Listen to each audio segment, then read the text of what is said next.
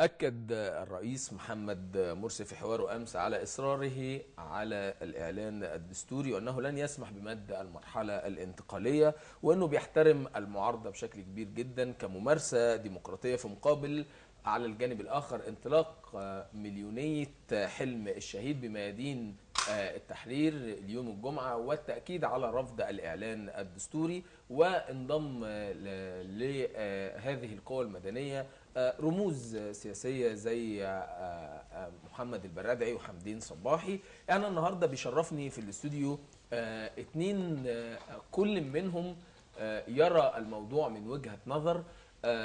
ايا كانت وجهة النظر، في نهاية المطاف كلنا كمصريين محتاجين ان احنا نتكاتف، نصل في النهاية الى الحلول التي من خلالها نستطيع ان نتحرك بشكل ايجابي بمصر اللي هي محتاجة مجهود كل الشباب. بشرف النهاردة في الاستوديو هاني خورشيد، عضو مؤسس بحزب الدستور. اهلا وسهلا بك يا هاني، شرفني ومنورني. كمان بيشرفني محمود عارف، عضو لجنة العلاقات الخارجية بحزب الحرية والعدالة. اهلا وسهلا بك يا محمود، ومشرفني ومنورني. وهبدأ بالسؤال مع حديث ولقاء وحوار الرئيس أمس. رأيكم وتقييمكم لهذا الحوار؟ يعني هو رأيي أعتقد زي رأي أغلب اللي استمعوا للحوار اللي قالوا الرئيس. كنا متوقعين إن هيطلع من الحوار بنقط محددة تبين لنا أو تجاوب لنا على الأسئلة اللي بتدور في ذهن الشارع كله، مش الأحزاب بس أو القوى السياسية، لكن حتى الشارع نفسه ما خرجش من الحوار بحاجة كالعادة. كأغلب خطابات الرئيس للأسف بنخرج منها في الآخر إن إحنا مش فاهمين. السؤال بيتسأل بيترد عليه بإجابة تانية خالص. يمكن ده حتى كان واضح حتى من المحاور اللي كان بيحاوره، من طريقة استغرابه في الرد، إن هو بيسأل سؤال فبيلاقي إجابة تانية. مش عايزين ننتقد اداء الرئيس. انا ما يهمنيش، مش انتقاد انا ولكن يعني ولكن تقييمك للحوار. انا اللي ما هو تقييمي للحوار يتم من خلال النقط اللي احنا خرجنا بيها. ما خرجناش بحاجه، خرجنا بايه؟ تمام، خرجنا بايه؟ لا خرجنا، لا الرئيس مثلا نوه على ان في احتماليه الغاء الاعلان الدستوري او التعديل. الرئيس قال ان الاعلان الدستوري لا مش هيتم الغاء. هو ايوه، يعني قصدي احنا ده اللي احنا كنا متوقعينه منه، او ده اللي احنا كنا منتظرينه. يعني ما خرجش علينا بجديد. زي برضو قبلها لما اتقال ان في تصريحات رئاسيه وطلع ياسر علي ومؤتمر صحفي وجم الصحفيين وقعدوا في الاخر قال لهم تمام. ما خرجناش بحاجه محمود. والله هو انا اتخيل ان الخطاب كان موجه بشكل رئيسي للشعب المصري. وكان موجه للناس زي ما انت بتتكلم كده، الناس اللي هي محتاره احنا رايحين فين. والتخوف الرئيسي عندهم كان هل احنا رايحين لاستقرار؟ هل احنا رايحين لخطوات حقيقيه بتتاخد؟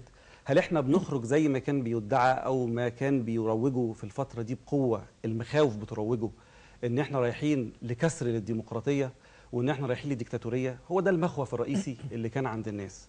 وبالتالي هو كان حواره بيتكلم في ان انا بمشي في طريق، وبيكلم فيه عموم الناس ان انا ماشي في طريق اذا كان في راي بيقول مخالف انه دوت غلط، ففي راي قوي بيقول انه سليم، وان دي حقوق وحق ليا ان انا اتحرك بيه، وان انا مش بتكلم من فراغ، مش بتكلم، انا مش بتغول، بالعكس ده انا اشد الناس حرصا على تسليم السلطات، اشد الناس حرصا على انهاء دستور، اشد الناس حرصا على تسليم السلطه التشريعيه اللي معايا، وعلى الابقاء على القضاء بكماله وبقوته، وان انا اشيل اي مشاكل بتعوق عمليه النقل اللي احنا فيها. كويس. يعني بما ان سيد الرئيس قال ان هو اشد الناس حرصا من خلال تحليلك للحوار على الدستور، هناك من يرى ان اللجنه التاسيسيه للدستور عليها اقاويل كثيره جدا، وكان يعني في حكم هيصدر 2/12 من الممكن ان يكون هذا الحكم لحل اللجنه التاسيسيه للدستور، والرئيس اسرع بهذا القرار حتى لا يحل هذه اللجنه. هل ترى أن فكرة الحفاظ على لجنة عليها جدال ونقاش حتى في انسحابات من هذه اللجنة تجعل أن الحفاظ عليها يصنع الاستقرار؟ كلام رائع. احنا عندنا هنا إشكاليتين مختلفتين تماما. اللي هم الإشكالية الأولى هي اللجنة مرضية ولا مش مرضية؟ بمعنى الناس اللي في اللجنة دي بتعبر وتقدر تعمل دستور مصر ولا لا؟ دي إشكالية عليها خلاف. طب ما احنا ممكن نقول ان اي حد ممكن يعمل دستور. طبعا، ما انا بقول دي الاشكاليه الاولى. في اشكاليه اخرى بتواجهنا، هي هل الخطوات او هل الاجراءات اللي بتتم في اللجنه، هل الاجراءات دي هتؤدي بينا لمسار صحيح ولا لا؟ ايه مقصودك بالاجراءات؟ يعني احنا النهارده عندنا هي الاشكاليه الاولى، احنا النهارده هل اللجنه دي اللي حضرتك بتقول عليها تساؤلات، وعليها تساؤلات اذا كانت اللجنه دي معبره ولا مش معبره؟ ازاي ننقي لجنه معبره؟ ازاي نقف على خطوه نقول ان اللجنه دي اللجنه دي بتعبر عننا، اللجنه دي ممكن تخرج دستور؟ ايه الحكم في كده؟ احنا في بيننا اختلاف في انتقاء الافراد، لن نصل الى توافق تام. في اكيد اختلاف، بنحاول ان احنا نفتح مسافه ونحط في المسافه دي، نقرب المسافات جدا، وبنحاول ان احنا نشوف اكتر حاجه ممكن تعبر عننا. لكن في النهايه لابد من ان احنا ناخد خطوه، لن يكون هناك اجماع 100% على الخطوه، ومعروف ان هو يكفي ان واحد يرفض عشان ما يبقاش فيه اجماع. بس بيقولوا ان هناك كتله اسلاميه داخل اللجنه التاسيسيه بتجعل فكره التغيير لا تتم من خلال هذه الكتله. في اختلاف على التمثيل في اللجنه، هل التمثيل ده مرضي ولا مش مرضي؟ والاختلاف دوت مر بمرحلتين. المرحله الاولانيه كانت المرحله اللي الشعب راح قال ان احنا موافقين على كده ب70%، موافقين على الخطوات دي، موافقين ان احنا نعمل مجلس شعب تكون مهمته الرئيسيه هو اختيار لجنه تاسيسيه، وتم. والشعب اختار بنسب معينه، واختار مجموعه وقال المجموعه دي تقدر تعمل. وبعد ما المجموعه تعمل مجلس الشعب سيبني كمل فكرتي. ايوه بس انا باكد الشعب الشعب بعد ما اختار، والمجموعه دي خطوات محدده هنمشي عليها، الشعب اختار المجموعه، والمجموعه اللي اختارها الشعب دي اختارت لجنه تاسيسيه. ايا كان، انا بتكلم على ازاي مش مين، الخطوات اللي احنا بنمشي فيها. لان احنا لو هنقف على ان احنا لما الخطوه تتم نقيمها بعد ما تتم، يبقى احنا مش ماشيين في مسار ديمقراطي، لان عمر ما حد هيتفق في النهايه على اللي بنوصل له. فالشعب بعد ما اختار وانتهى الاختيار واصبح الشعب، خلينا اقول مجلس الشعب، معلش يعني خليني انا اسف، خلينا الشعب أقول بعد ما اختار مجلس الشعب. ايوه خلينا اقول بعد ما الشعب اختار مجلس الشعب. اصل مجلس الشعب ده مين اللي اختاره؟ الشعب المصري، ده لا جدال. انا ما اخترتوش. لا انت واحد انا واحد من الشعب. انا بتكلم، انا الحريه والعداله ما اخترتش مجلس الشعب. وانا الحريه والعداله ما بدعيش، ولكن اخترت عناصر مجلس الشعب، وكان هناك مرشحين من الحريه والعداله، وكان هناك تدعيم. هو ده حقي ولا طبعا مش حقي؟ لا حقي طبعا. لا جدال. حقي ولا مش حقي؟ لا جدال. يبقى لا نجادل فيه. طيب يبقى دي انا حقي، استاذنك اكمل فكرتي. انا حقي بمنتهى الوضوح ان انا اخد عناصري على مزاجي اللي انا بختارهم باسلوبي وارشحهم للشعب. تمام. والشعب اختار، الشعب اختار ولا ما اختارش؟ استاذن حضرتك كمل الفكره. انا بس عايز النقطه هنا، يعني انت عبرت عن جزئيه لازم اتطرق للطرف الاخر، لازم عشان نسمع وجهات النظر. لو انا كملت فكرتي بعد اذنك ما اكمل بس فكرتي في ثانيه. طيب اتفضل. الشعب بعد ما اختار الجمعيه الدستوريه وظهرت الجمعيه الدستوريه، بعد الاداء اللي احنا الشعب قال عليه 80% او 70% تم واخترنا بيه اللجنه، رجعنا قلنا لا اللجنه دي ما تنفعش، عايزين لجنه ثانيه. جاء الموجود ساعتها المجلس العسكري جمع الاحزاب واقر لجنه ثانيه.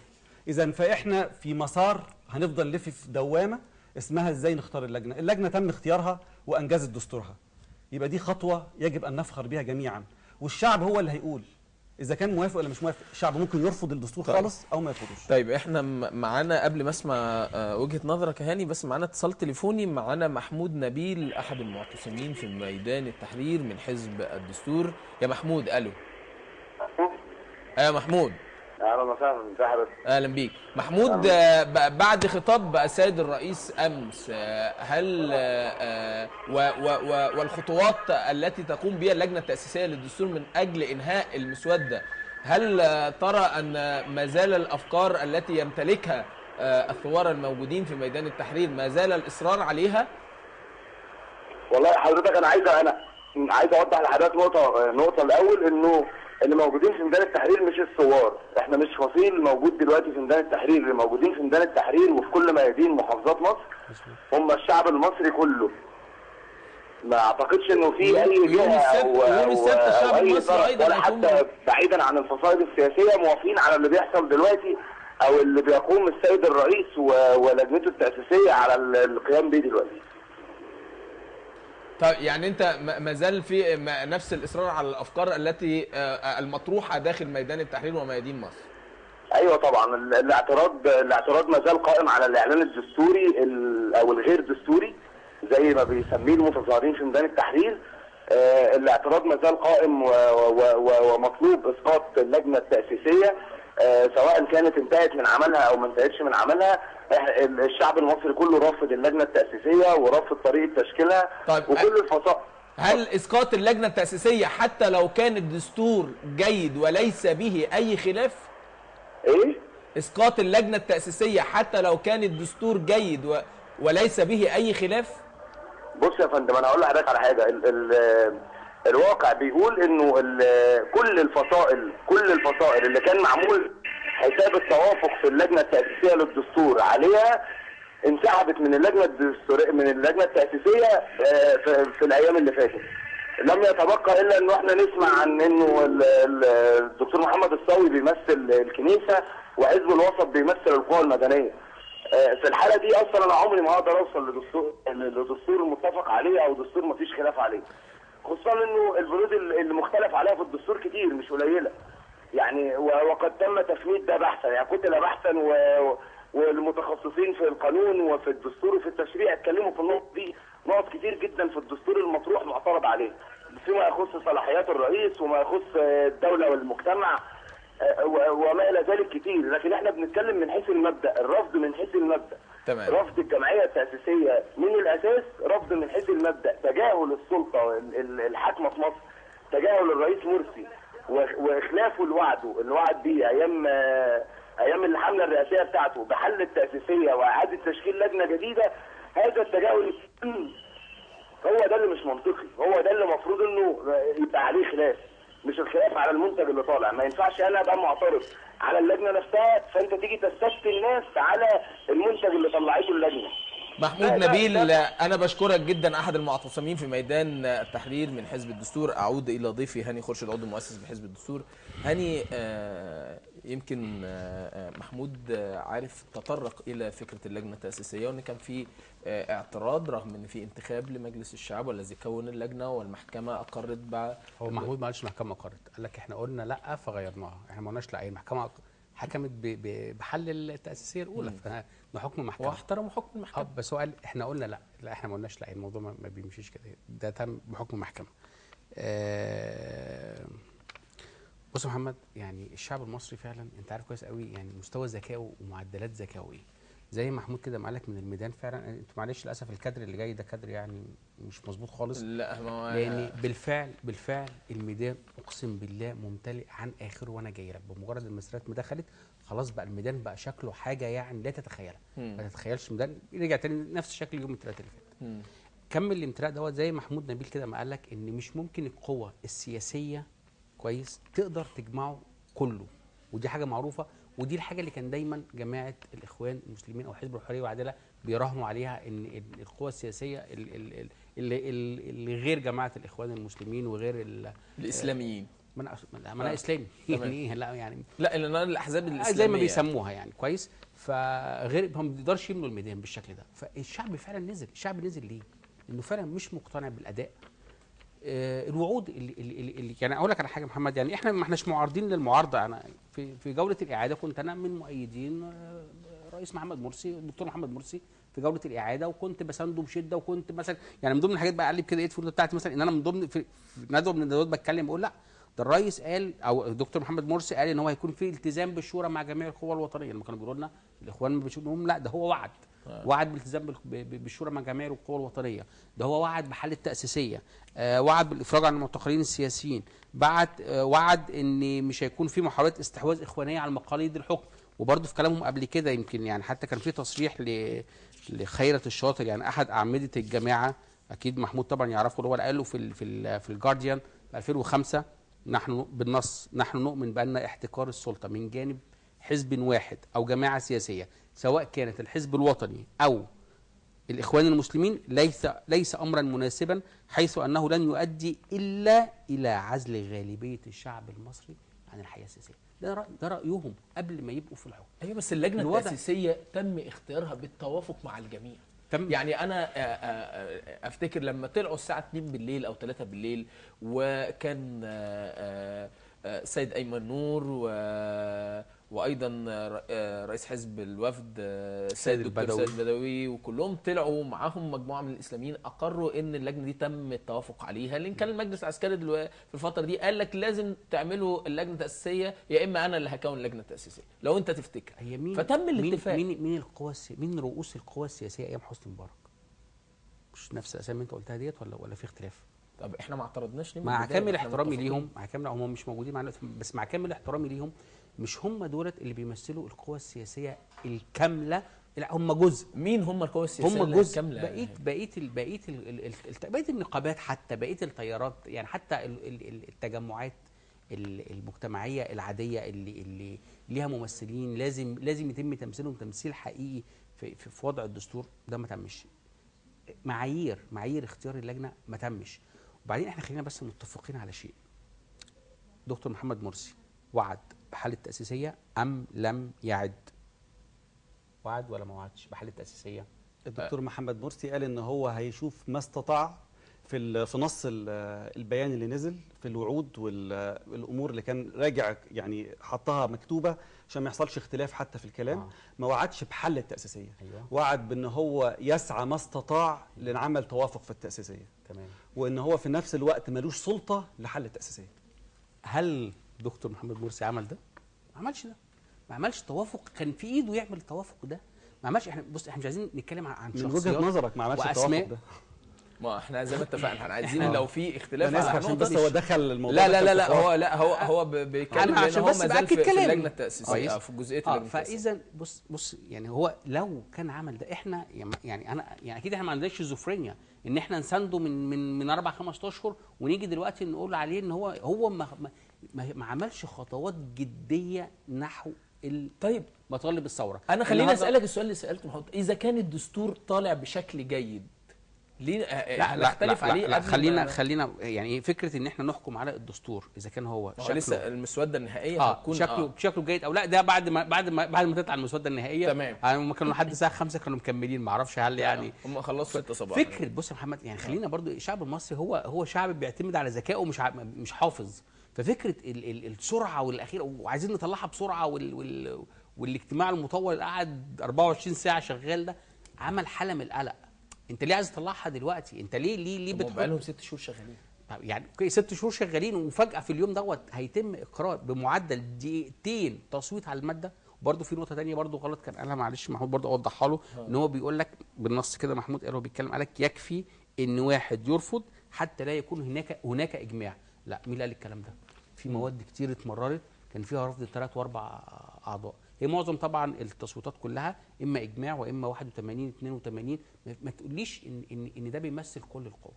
ما هو شيء طبيعي حتى دوت لو في نسبه تمثيل حقيقيه مش ممكن. ما فيش حاجه في العالم بيجي فيها نسبه 99% ديت غير في الانظمه المستبده.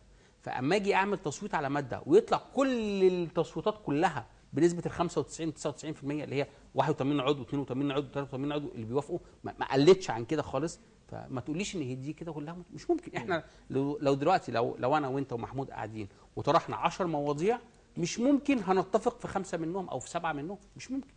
لا ممكن نتفق لو احنا متفقين فكريا في بعض. لو احنا جايين من فصيل واحد او جايين ممكن نبقى مختلفين، ولكن منطق العقل هو بيحكمنا في كثير من الامور. محمد انت بتتكلم في 234 ماده هيحددوا مصير دوله. طيب. مش بنتكلم في حاجه ممكن اعديها وانا مش قابلها قوي. طب نستقبل التليفون. معانا ايمان على التليفون. يا ايمان. مساء الخير يا محمد. اهلا يا دكتور، ازي حضرتك؟ ازيك يا ابني؟ كل سنه وانتم طيبين، وتحياتي للضيفين الشباب الرائع اللي مع حضرتك. اولا بادئا ذا بدء، يعني انا احب احيي حزب الحريه والعداله والاخوانيه، طبعا التنظيم الاخواني، على هذا الذكاء. انا نفسي كل التيارات السياسيه تفهم المواطن المصري. ميزه الاخوانيه ان هم فاهمين المواطن المصري، بيعاملوه بعقله. فيها زيت اديله زيت، هو عايز الاستقرار اديله الاستقرار. وانا هقول لك ليه انا بقول كده. توقيت الاعلان الدستوري العجيب اللي نزله رئيسنا كان هدفه ايه؟ هدفه انه قول نعم للدستور. عايز تستقر يا حبيبي يا مواطن، مش عايز الاعلان الوحش ده، طب قول نعم للدستور. قبل كده قول نعم في الاستفتاء عشان تخش الجنه والنار.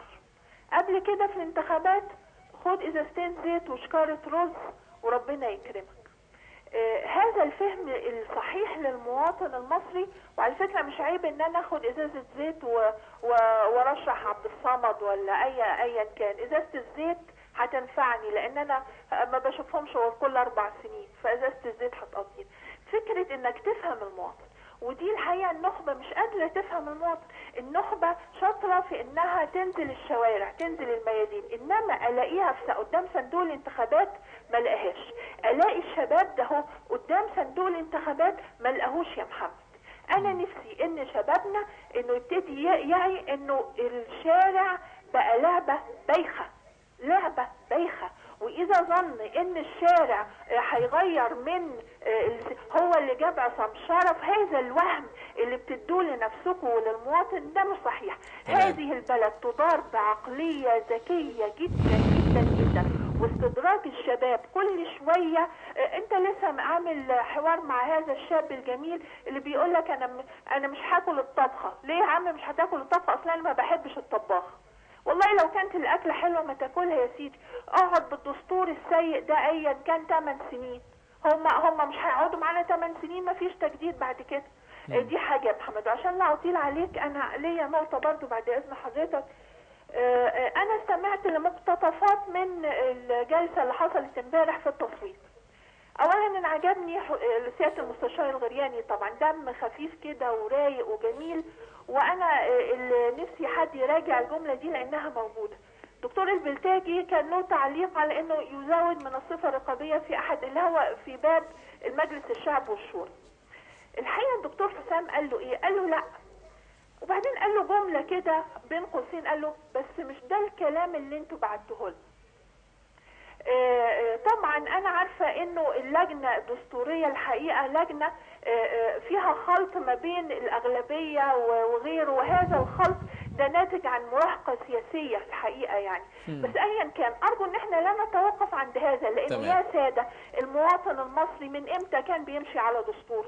احنا الفساد بتاعنا جاي من قوانين ولوائح داخليه. انت يا محمد المبنى اللي انت فيه ده هو فساده جاي من قوانين ولوائح داخليه. كل مؤسسه حكوميه او غير حكوميه فسادها جاي من لوائح وقوانين فاسده. فارجو ان احنا ما نستوقفناش او ما حدش يقول ايه الدستور ده قران مش هنغيره. لا نغيره كل 8 سنين و10 سنين. تمام يا وانا متشكره ليك. ميرسي لحضرتك.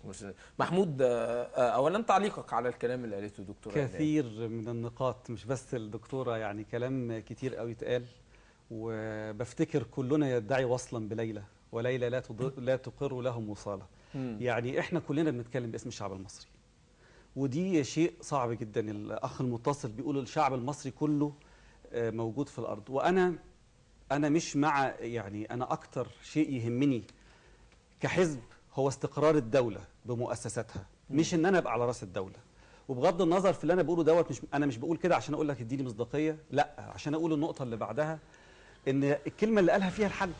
الشعب كله بقى واعي، والشعب كله عارف الصح من الغلط، والشعب كله في الشارع، وبالتالي احنا كده ادينا لهم هديه. بس ما زال حزبك الكنبه لسه موجود. استاذنك يا فندم، ادينا لهم هديه، ادينا لهم الدستور بتاعنا، ما يقال انه بتاعنا هو مش بتاعنا.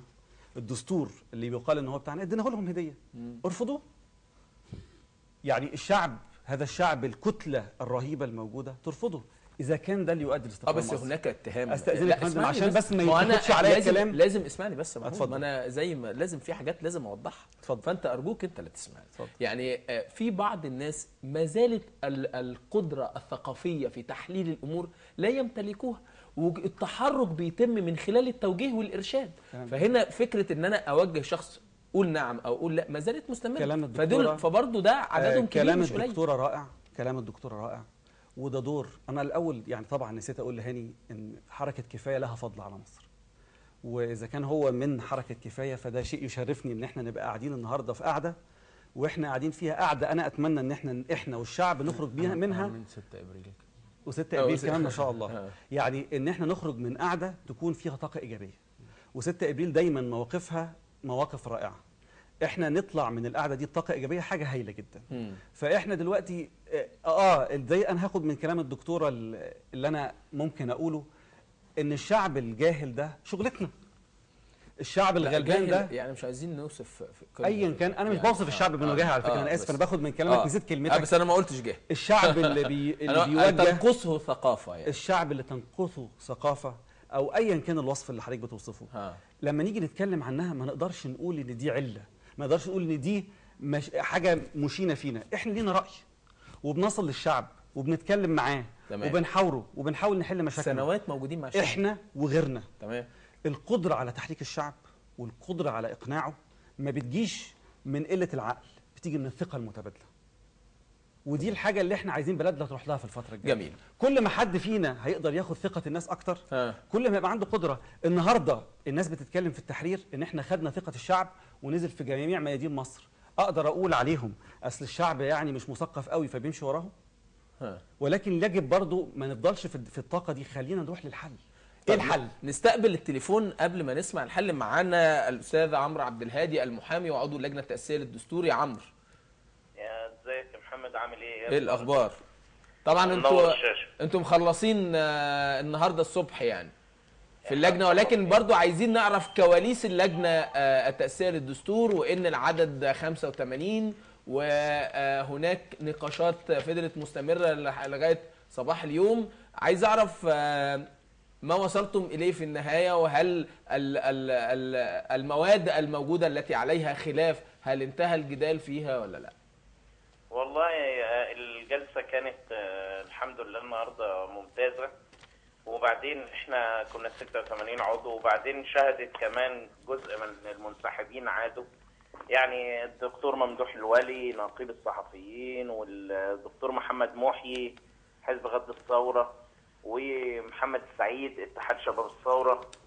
والحقيقه الثلاثه قاموا شهدوا شهاده حق وقالوا ان ده دستور رائع، ودي شهاده يكفينا ان هي دي الشهاده اللي قالوها هم، وده بينافي كل الكلام اللي قالوه الاخوه المنسحبين.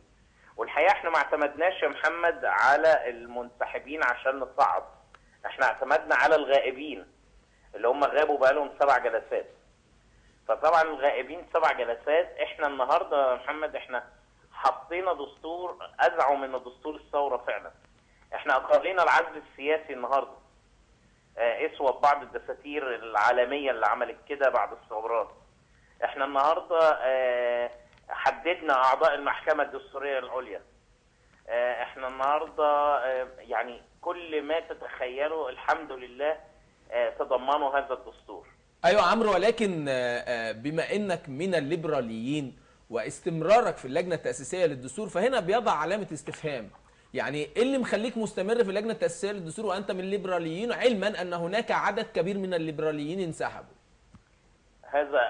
هذا احسن دستور في تاريخ مصر. هل انسحب من احسن دستور في تاريخ مصر؟ ليس الافضل على الاطلاق، ولكنه يعني افضل على مستوى العالم، ولا الافضل اللي انا كنت بتمناه، ولكن الاحسن في تاريخ مصر. انسحب منه ليه؟ عشان اصنع ازمه؟ هي الفكره ان صنع الازمات بقى مهنه وحرفه عن بعض الناس اللي عايز تفتعل الازمات. وده يمكن قالوا المستشار حسام الغرياني امبارح، قال انا كلمت الناس المنسحبين، بعضهم خضع للجماعه اللي بيدعوا ليها وما قدرش يرجع، وبعضهم عنده ضغوط ثانيه. فطبعا احنا بقى التاريخ هو اللي هيحكم. الناس دي لما الدستور ده كويس انسحبت ليه؟ طيب يا عمرو، هاني خورشيد عضو مؤسس بحزب الدستور ومن حركه 6 ابريل وكفايه عايز يوجه ليك سؤال، اتفضل. ماشي. ازيك يا عمرو، عامل ايه؟ عمرو، كان اقتراح فكره الاستفتاء او اجراء تعديلات على دستور 71 والاستفتاء عليه، ده ما كانش ياخد مننا الوقت ده كله ولا حاله الجدال دي كلها، وكنا وفرنا الوقت دوت والمجهود لحاجات تانية كانت البلد محتاجاها اكتر، يعني اولها العيش يعني. فرايك ايه في دوت؟ ليه ما طرحتوش فكره الاستفتاء على دستور 71 مع اجراء بعض التعديلات فيه الخاصه بصلاحيات الرئيس؟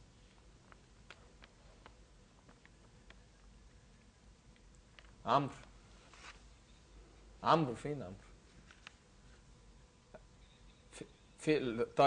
طيب عايزين بس يبقى مراجعه الاتصال بعمرو عبد الهادي مره ثانيه عشان يا ريت، لان في كذا، لا في حاجات ثانيه. هاني خورشيد عنده عايز اكمل فكره. ما انا هخليك ما تقلقش، انا هخليك تكمل وهتقول، لان انا عايز اوصل في النهايه. لان عمرو معايا يا عمرو.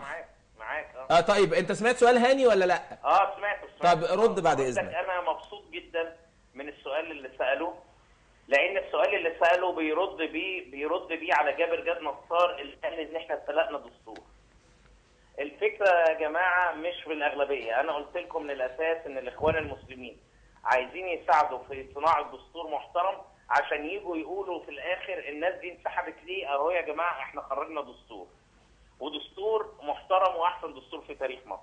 انا بعترف ان احنا انا ممكن كنا عملنا كده، جبنا دستور 71، ولكن السمعه السيئه دستور 71 ما ساعدتناش على كده. وبعدين التاريخ هيشهد ان احنا ليس في الامكان ابدع مما كان. يا عمرو معلش احنا مش عايزين كلام رهيبه.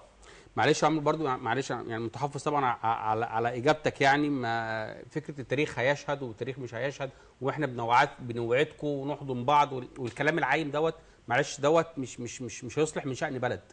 احنا دستور 71 كلنا عارفين كويس قوي قوي قوي ان هو الدستور يعني فوق الممتاز اذا استثنينا منه صلاحيات الرئيس مع شويه التعديلات اللي حصلت من 71 ل 2011، بعض الاضافات البسيطه جدا. كان الموضوع كان خلص، وانت عارف كويس قوي ان كل انت غيرت نظام دوله. اكمل ما انا ما غيرتوش من ملكيه شبه رئاسيه. انا ما غيرتوش من ملكيه الجمهوريه يا عم. التعديلات كلها كانت بتخص صلاحيات الرئيس فقط لا غير. بس طريقه الحكم كويس. انا عندي في اجهزه رقابيه استحدثت، عندي مجلس الشورى بقى له صلاحيات تشريعيه، عندي مجلس الشعب تدخل في السلطه التنفيذيه. برضو مواد قليله جدا يا عمرو، مش هتتجاوز يمكن يعني ال 10 او ال 15 ماده بحد اقصى. انا يعني عندي باب حقوق وحريات مستحدث فيه اكثر من 30 ماده. دي جزئيه. معلش حاجه ثانيه، انا فرصه ان عمرو بس معايا. معلش يا عمرو سريعا برضو حاجه ثانيه برضو يعني فاهمني. بص توجه اسئله لعمرو برضو. طب بص عمرو في برضو عشان بس ايه، انت عارف طبعا ان احنا يعني كنا مفتقدين الشفافيه، فبرضو من ضمن الكلام برضو اللي بيتقال انا بحب استوضحه يعني من اصحاب الامر. انا ما بحبش اردد اشاعات، بس احب اسمع بس منك ان هو تقريبا كل عضو بياخد في الجلسه 1000 جنيه، مظبوط الكلام دوت؟ طب احمد ماهر انت حضرتك يعني اسال. انا حاليا في حزب الدستور. لا عايزينك انت ترد. انا عايزك انت ترد. انت عايزينك انت ترد بعد اذنك. يمكن انا عايزك انت ترد عشان ابرأ ماهر مثلا. طيب انا لا نتقاضى، احنا لا نتقاضى اي اموال. واحنا يعني امبارح انا عايز اقول لك ان احنا قاعدين طول النهار ما اكلناش غير ساندوتش واحد هو اللي جالنا. وفي الاخر النيابه معانا زميلنا المستشار احمد خليفه لما لقانا خلاص مش قادرين نواصل بعد جاب لنا اكل على حسابه.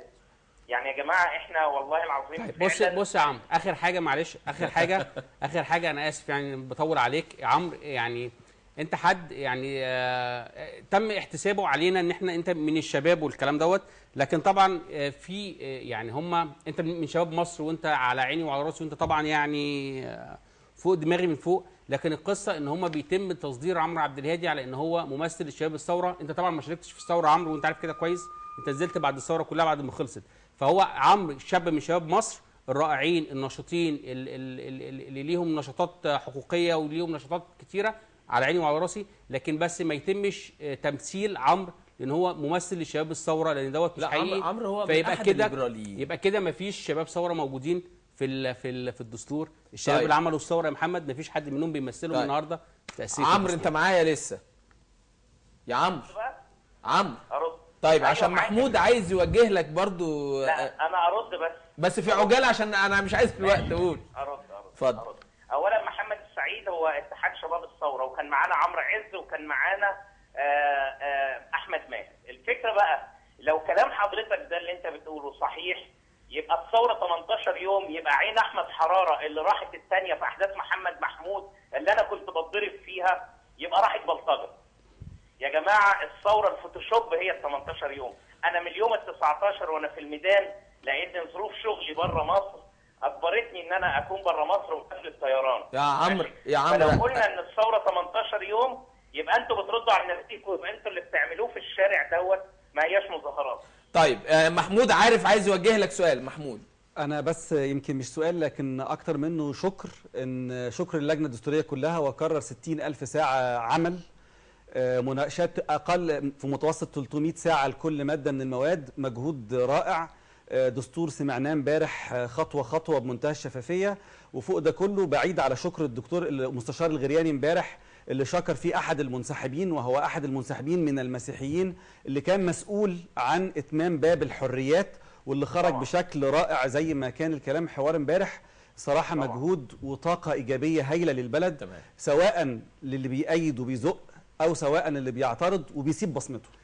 عمرو عبد الهادي المحامي وعضو لجنة تأسيسية للدستور، بشكرك جدا على مشاركتك وشكرا ليك. والسؤال الذي يطرح نفسه: ما هي الخيارات المتاحة الآن أمام القوى المعارضة للإعلان الدستوري بعد إصرار الرئيس على استمراره لمبررات؟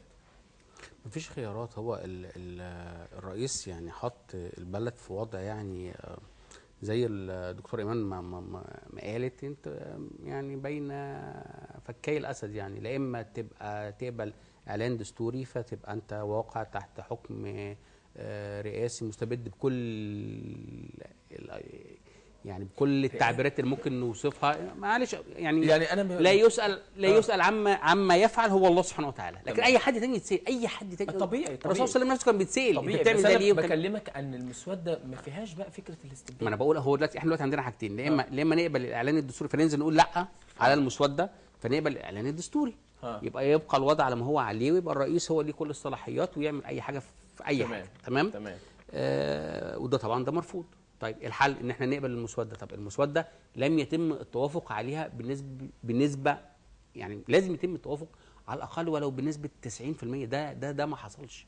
في حاجات كتير في الدستور اللي اتحط يعني لا تليق بالدستور ما بعد الثوره.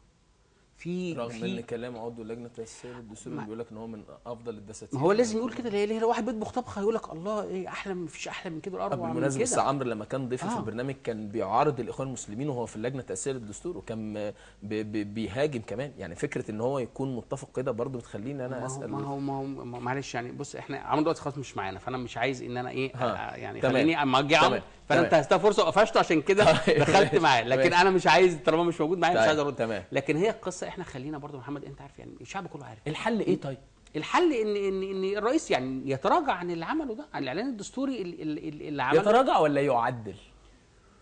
والله لو عدل بالطريقه اللي اصل بص اقول لك على حاجه يا محمد، هو النهارده لما يجي يقول لك انا بعمل ده علشان خاطر اعيد المحاكمات، اعاده المحاكمات مش محتاجه اعلان دستوري ولا محتاجه غير حاجه واحده، ولا محتاجه حتى ان انا اشيل النائب العام اللي احنا كلنا عايزينه يتشال، لكن محتاجه ان انا اراجع الداخليه، اطهر الداخليه، اشوف الادله والمستندات. هي دي كل اللي هي محتاجاه. العزل اللي عمرو بيقول لك احنا اقريناه في الدستور، العزل ده كان ممكن يطلع بقانون من مجلس الشعب في اول طب ما هو طلع واترفعت عليه قضيه وعلى اساسه نزل الفريق شفيق الانتخابات. معلش ما هو بقى يعني ايه يعني طلع بالطريقه اللي يعني اللي تسمح بثغرات بالظبط. فاهمني؟ فاحنا النهارده يعني رفقا بالبلاد. طيب نقولها للرئيس مرسي رفقا بالبلاد. الشعب المصري فعلا يعني جاب اخره فعلا. الثوره الجايه خلي بالك انت لو كنت بتتكلم في ان 6 ابريل ولا كفايه ولا الجمعيه ولا الاخوان حركوا الشعب وعملوا ثوره، فاذا كان في قيادات. الثوره الجايه هتبقى ثوره بلا قيادات، هتبقى ثوره الشعب على على النظام بالكامل. طيب يعني بالنظام نفسه بمعارضيه. محمود الفكره هاني شايف هنا ان لا جدال الا ان يحصل تغيير الاعلان او اسقاط الاعلان الدستوري الذي اقره الرئيس، وفكره التعديل يعني هناك برضو يعني ما بين وما بين لا.